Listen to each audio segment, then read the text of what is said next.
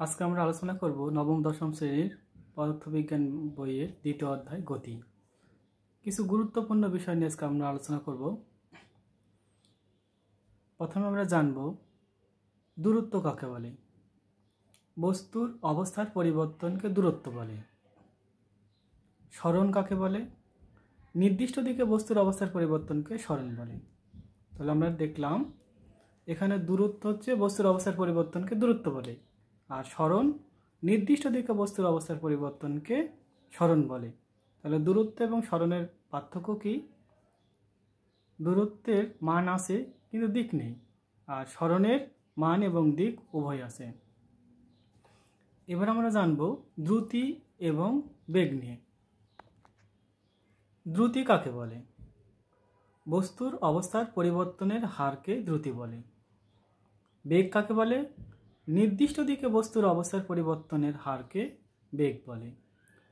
দ্রুতির একক metre per second, বেগের এককও metre per second. দ্রুতি একটি স্কেলার রাশি, কিন্তু বেগ একটি ভেক্টর রাশি। মজার বিষয় হচ্ছে দ্রুতি এবং বেগ উভয়ের মাত্রা LT ইনভার্স 1। এবার আমরা আলোচনা করব ত্বরণ এবং মন্দন কি। ত্বরণ কাকে বলে? অসমবেগ বৃদ্ধির হারকে ত্বরণ বলে। তাহলে মন্দন কাকে বলে? বেগ হ্রাসের হারকে মন্দন বলে। ত্বরণের একক ms ইনভার্স 2, মন্দনের এককও ms ইনভার্স 2।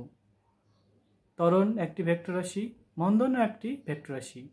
ত্বরণের মাত্রা LT ইনভার্স 2, মন্দনের মাত্রাও LT ইনভার্স 2। এবার আমরা জানব গতি কাকে বলে। সময়ের পরিবর্তনের সাথে পরিপাশের সাপেক্ষে যখন কোনো বস্তুর অবস্থার পরিবর্তন ঘটে তখন তাকে গতিশীল বস্তু বলে, আর এই অবস্থার পরিবর্তন হওয়াকে গতি বলে। তাহলে স্থিতি কাকে বলে?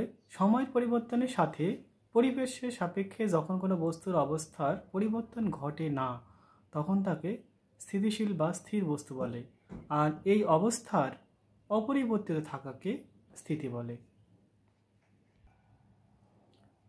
একমাত্রিক স্থানাঙ্ক, দ্বিমাত্রিক স্থানাঙ্ক এবং ত্রিমাত্রিক স্থানাঙ্ক বলতে আসলে আমরা কি বুঝি?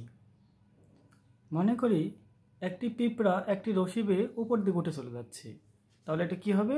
এটা হচ্ছে একমাত্রিক।